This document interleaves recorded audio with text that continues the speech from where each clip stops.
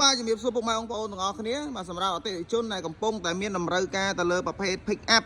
បាទតាកាម៉ាបាទប៉ុងមួយអាចមើលមួយគ្រឿងនេះបានបាទមួយគ្រឿងនេះឆ្នាំផលិត2013បាទប៉ុងមួយបាទតួទ្រង់ខ្លីប្រភេទ limited edition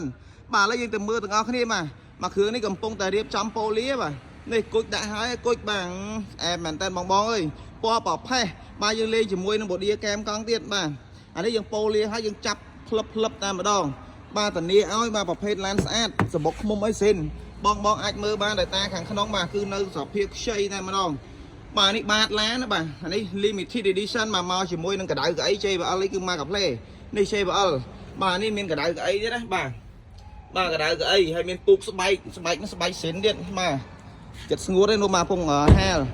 បាទអញ្ចឹងបងដែលមានតម្រូវការទៅលើប្រភេទតាកាម៉ាបាទប៉ុងមួយតួធំខ្លីអាចមើលមួយគ្រឿងនេះបាននេះខ្ចីមែនតើបងបាទខ្ចីមែនតើបងអើយបាទស្អាតណាស់បាទស្រឡាញ់មកវឺតលឿនបងបាទមានតែមួយគ្រឿងហ្នឹងឯងបាទប៉ុងមួយអស់លិញបងម៉ត់ឡាវបងបាទប្រភេទយ៉ាន់ limited យ៉ាន់បែបនេះបាទយើងដូរសបកហើយអីថ្មីបាទយ៉ាន់ limited គឺបែបហ្នឹងបាទ918អញ្ចឹងបងដែលមានតម្រូវការទៅលើប្រភេទតាកាម៉ា pick up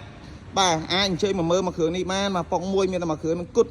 មករៀបចំប៉ូលីហើយតបតែងឲ្យអស់យើងនឹងបង្ហាញជាវីដេអូម្ដងទៀតបាទអរគុណ